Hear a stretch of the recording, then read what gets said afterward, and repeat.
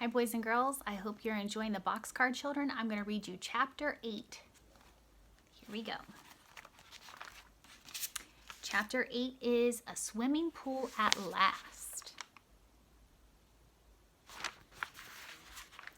The Boxcar children were so tired that they slept until 10 o'clock Sunday morning. When they woke up at last, they hurried through breakfast and went to work on the swimming pool. "We'll make a dam across the brook," said Henry. "Here is my cart," said Benny. "I'll cart stones and logs in it." "Good for you," laughed Henry. First, the 4 children went down the brook to look at the pool Jessie had seen. The water was quiet here, and there was clean sand all around the little pool. "It's big enough for a swimming pool," Henry remarked, "but I don't think it's deep enough." He put a long stick in it to see how deep it was.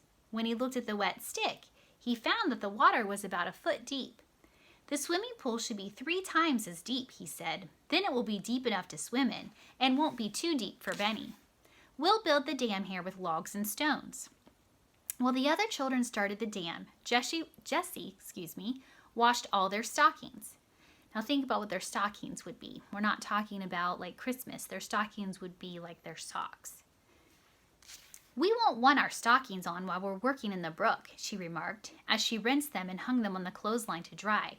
"So this is a good time to wash them." It was hard work building the dam, but the children liked hard work. Henry and Jessie pulled the logs to the brook, and Violet and Benny carried the stones with the help of the cart. Now and then Henry was called on to help with a heavy stone, but the 2 younger children carried most of them. "Splash the stones right into the water," Henry told them, "but be careful to keep them in a line between those 2 trees." The children watched with delighted eyes as the wall of stones under the water began to grow higher and higher. "The rock wall will help to hold the logs in place," said Henry. At last, it was time to lay the logs across the brook. "Let's lay the first ones between these 2 trees," said Jessie. "Then the trees will hold both ends of the logs." "Good work," cried Henry, much pleased. "That's just what we'll do." But when the first big log was splashed into the place on the top of the stone wall, the water began to run over the top of the log around both ends. "Oh dear," cried Jessie. "The water runs around the ends every time. What shall we do?"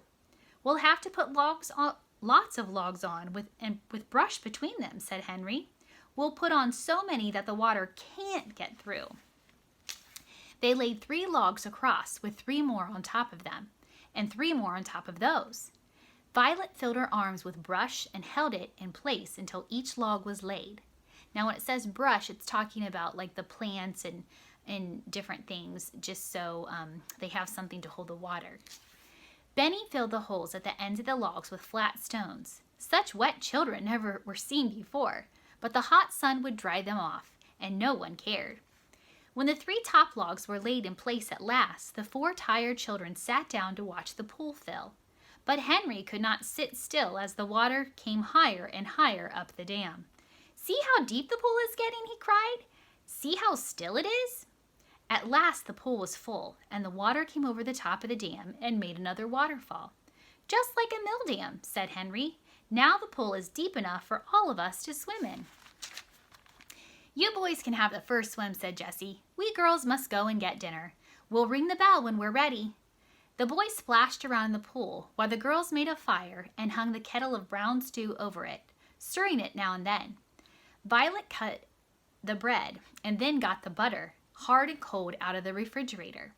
When everything was ready, Jessie rang the dinner bell. This bell was only a tin can from the dump. Jessie had hung it on a tree with a string, and she rang it with a spoon. Then she got the ladle and began ladling out the stew. "That's the dinner bell," said Benny. "I know it is. Come, Watch. Don't you want some dinner?" Watch had had a swim too. He came out of the water and shook himself. The 2 boys put on their dry clothes and went to Sunday dinner. "Let me ring the bell again," said Benny. "I like stew even better today," said Henry hungrily. "That's because we worked so hard," remarked Jessie. "Let's go for a walk in the woods this afternoon." "Oh, let's," cried Violet. "Let's go exploring again." The children washed the dishes and then started on their walks. As they went along, Watch began to bark. At first, the explorers were frightened. "Oh, what is it?" cried Violet. "Maybe it's a rabbit," said Henry.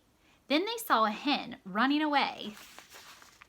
So there Watch is chasing the hen. Through the woods, Watch ran after her, but Henry called him back. "Don't run after the poor hen," he said. "The hen had a nest," remarked Benny. "What?" asked Jessie. Now think about it. If it had a nest, what else would it have? "She had some eggs in it," said Benny. "Come here and see." Jessie looked on the ground where Benny was pointing and saw a nest with 5 eggs in it. "A runaway hen?" said Jessie. "She wanted to hide her nest so she would have some chickens.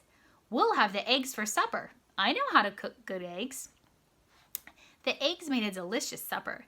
Jessie put them in a bowl with a little salt, and Violet took a spoon and stirred them as hard as she could. "Put in some milk, Violet," said Jessie, "and stir them some more." Henry started up the fire. The big kettle was hung over the fire, and Jessie put in some butter. She watched the butter until it was nice and brown, and then she put in the eggs. So there they are cooking again.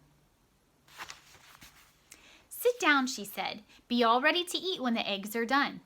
Violet put the blue tablecloth on the ground. She got the bread and butter and the plates and spoons, and the children all sat ready for supper. "Here I come," cried Jessie. "Hold out your plates." "Oh, Jessie," cried Benny, "this is the best meal I ever ate. I found the eggs and you cooked them." "Yes, you did, Benny," said Henry. "Thank you for a fine meal. Tomorrow we'll have to eat bread and milk," said Jessie. But when tomorrow came, the children had more than bread and milk, as you will see. So there's Benny sitting. And then here's the next chapter, chapter 9, Fun in the Cherry Orchard. And I'll read that to you another time. Take care.